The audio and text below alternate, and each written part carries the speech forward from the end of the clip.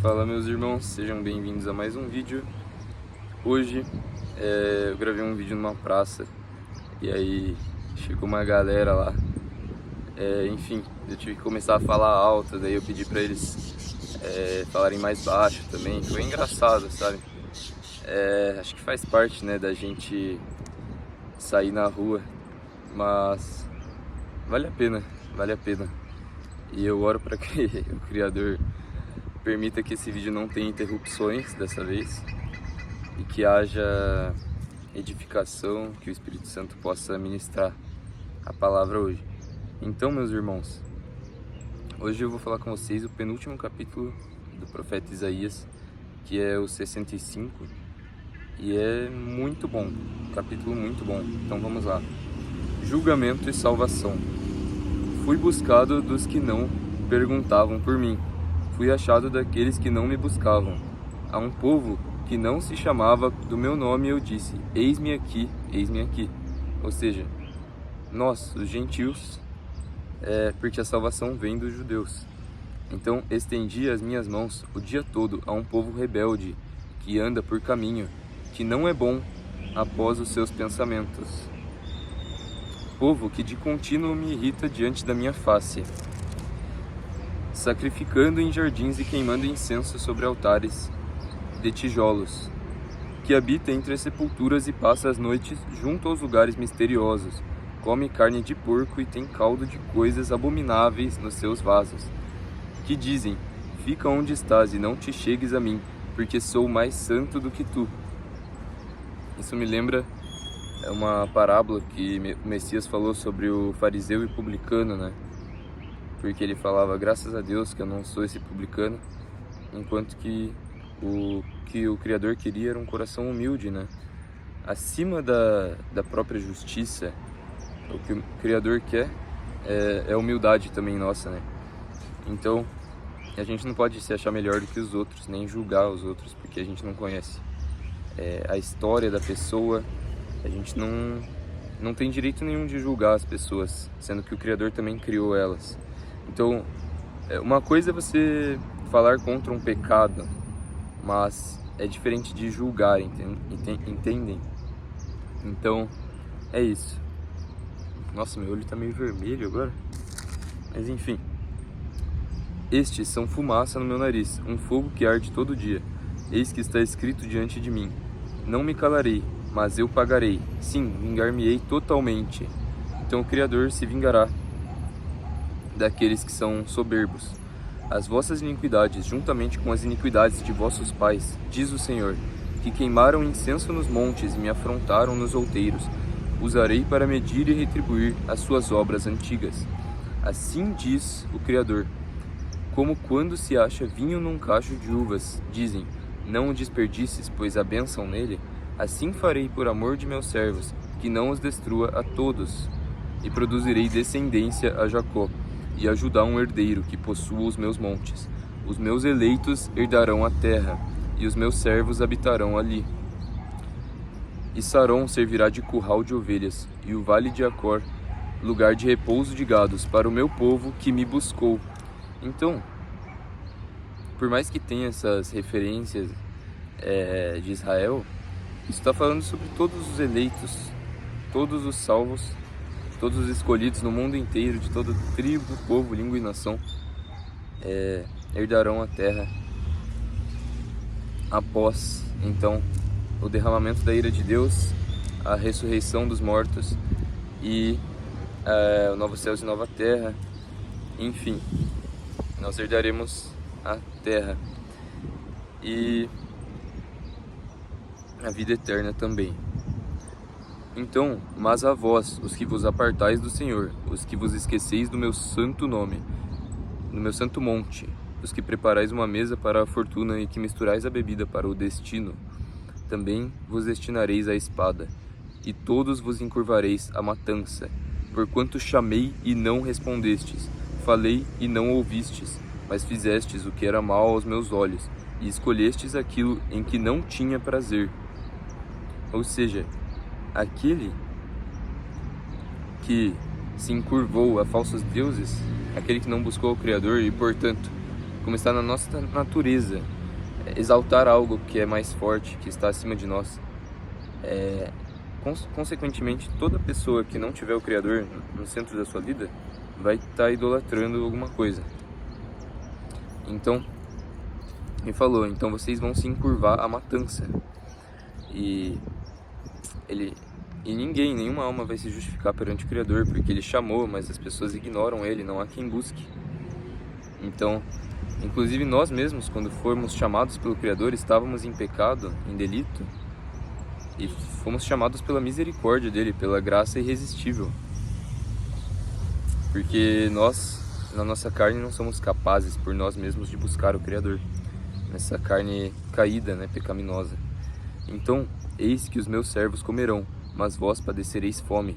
Eis que os meus servos beberão, porém vós tereis sede. Eis que os meus servos se alegrarão, mas vós vos envergonhareis. Então aqui o contraste. Eis que os meus servos exultarão pela alegria de coração, mas vós gritareis pela tristeza de coração, e uivareis pelo quebrantamento de espírito. E deixareis o vosso nome aos meus eleitos, por maldição, e o Senhor, Yahweh, Senhor, eu sou o Eterno, te matará. Então a seus servos chamará por outro nome. Então aqui fala sobre o novo nome que nós receberemos na vida eterna, e também fala que através desse contraste em que não existe mornidão, não existe você estar no meio do muro, ou você serve a Deus ou você serve a Satanás, independente do caminho, de qual parte do caminho largo que a pessoa tiver. Porque existem tantas coisas, a pessoa pode ser viciada em videogame, pode ser viciada em festa, ou pode ser alguém que não é viciado em nada, mas que tipo assim, se enche de altivez, acha que não precisa se arrepender, se enche de filosofias humanas, entendeu? Então, o caminho é bem estreito mesmo, e o Evangelho não é uma brincadeira. Jesus é o único caminho, o único caminho. Então, assim que aquele que se bendisser na terra, se bendirá no Deus da verdade. Aquele que jurar na terra, jurará pelo Deus da verdade. Porque já estão esquecidas as angústias passadas, e estão escondidas dos meus olhos. Novos céus e nova terra. Porque eis que crio novos céus e nova terra, e não haverá mais lembrança das coisas passadas, nem mais subirão ao coração.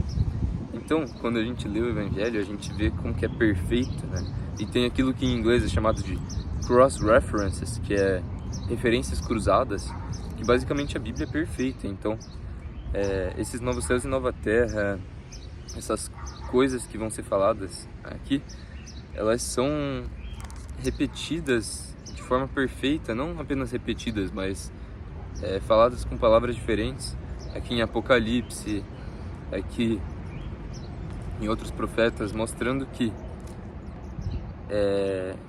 vem do Criador, que a palavra de Deus vem do Criador. Então, mas vós folgareis e exultareis perpetuamente no que crio, porque eis que crio para Jerusalém uma alegria e para o seu povo gozo.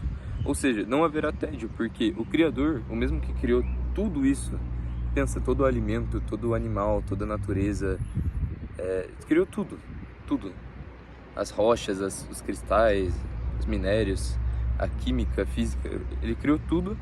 Então nós não estaremos em tédio, porque ele estará continuamente criando coisas novas na eternidade. E dele procede a sabedoria, o conhecimento, tudo. Então, como nós somos criatura dele, o nosso espírito quer estar com ele, a nossa alma quer estar com ele. Então, quando a gente estiver mais perto dele, a gente vai sentir só o amor dele, a alegria, vontade de louvar ele, de servi-lo, entendeu? Então,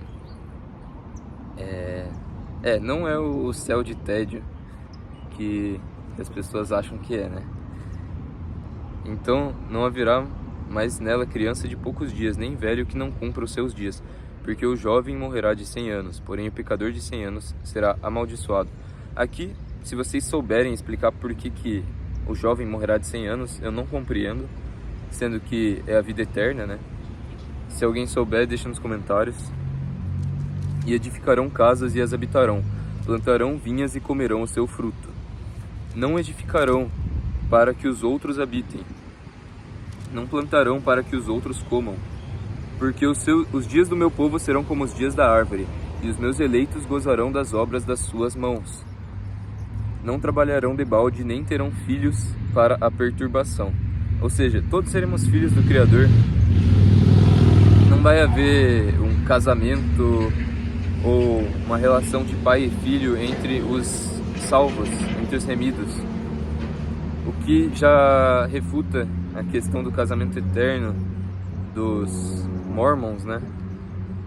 Enfim, esse que é o problema das falsas revelações e de outras escrituras que contradizem a Bíblia, na qual eles dizem que não contradiz, né? Que tá completando, que é uma adição, e eles distorcem versículos da Bíblia. E eu falo isso assim, não contra uma pessoa, não contra os indivíduos, mas contra o sistema religioso, contra Satanás e seus demônios, contra os falsos profetas. É contra esses que eu falo, não contra as pessoas, não é contra os católicos que eu falo, não é contra os adventistas, contra os maçons, mas sim contra o Satanás e contra as falsas seitas, contra a mentira, para ver se porventura alguns despertem, para ver se também se consigo edificar vocês que já estão despertos, para que não caiam em engano, né? Por isso que a gente se alimenta da palavra e de luz. E aí, tendo o Espírito Santo, você já cheira de longe o engano, cheira de longe. Ou alguma coisa que te traz dúvida, você ora para o Criador e ele torna muito claro no seu espírito. Então, quanto maior for a sua comunhão com o Criador, através da oração, da palavra dele e da prática da palavra, né? Através de você servi-lo, por exemplo, não ia adiantar nada eu ser um super estudioso, alguém que conhece muita coisa da Bíblia, mas eu não estar aqui falando com vocês. Então, eu estou compartilhando do pão da vida, da palavra. Eu posso não ser um mestre, mas eu estou aqui dando o meu melhor para vocês. Então, eu acho que é isso, sabe? Não adianta a gente ficar preso na letra, sabe? Ficar preso, às vezes, em nomes assim, mas tá bom, você sabe um nome que você acha que é o nome verdadeiro do Criador ou do Messias, mas o que você está fazendo pelo Evangelho? Enquanto tem pessoas expulsando demônios em nome de Jesus, tem pessoas curando em nome de Jesus, você está aí se achando melhor do que alguém que fala o nome de Jesus ou que fala Deus, certo? Então isso é uma mensagem para algumas pessoas. Então é isso, sabe? Vamos manter a humildade, vamos voltar para a simplicidade, porque é isso que importa para o Criador, um coração disposto a servi-lo. Então agora eu vou finalizar com vocês. Então nós seremos a descendência bendita do Senhor, e seus descendentes estarão com eles. E será que antes que clamem, eu responderei. Estando eles ainda falando, eu os ouvirei. E o lobo e o cordeiro se apacentarão juntos. O leão comerá palha como o boi, e pó será a comida da serpente. Não farão mal nem dano algum em todo o meu santo monte, diz o Senhor. Então é isso, né? Vai ser incrível, não vai ter violência, não vai ter... tem achei que era um gavião, mas é uma pomba ali.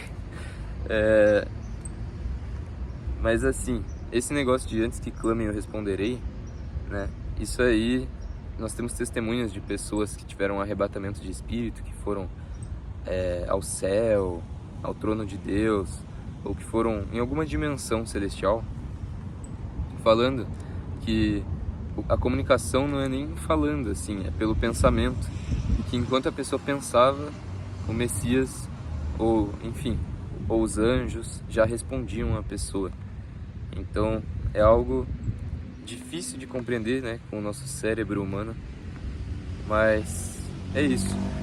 E parando para pensar, a nossa mente, como Paulo nos exorta, e como o Messias, a nossa mente tem que estar nas coisas celestiais, nas promessas, na esperança, porque se você manter a sua mente nas coisas carnais aqui e acabar esquecendo de meditar nas palavras do Criador, acabar se estressando com as ansiedades desse mundo, você vai se perder, porque é essa esperança que nos santifica, esses pensamentos. Porque se a gente for pensar pela carne, a gente está perdendo. Estamos perdendo esforço, saúde, estamos perdendo tempo, talvez. Estamos negando os prazeres da carne. Por mais que, assim, na carne eu recebo muitas bênçãos, assim, tipo de paz, alegria. Coisas que são espirituais, vêm do Espírito e refletem na carne, eu diria.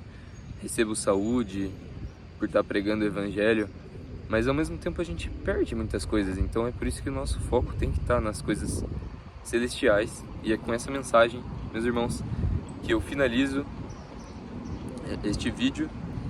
E é isso, nós nos santificamos estando na presença dele, na sua palavra. E não deixem de buscar mais oração, não se contentem com a rotina, com a religiosidade, tá? Não se contentem com isso. Com a oração que você acorda, a oração que você vai dormir. Passem o dia em espírito de oração, conversando com o Criador, com o Espírito Santo. E é dessa forma que nós seguimos evoluindo com o Criador.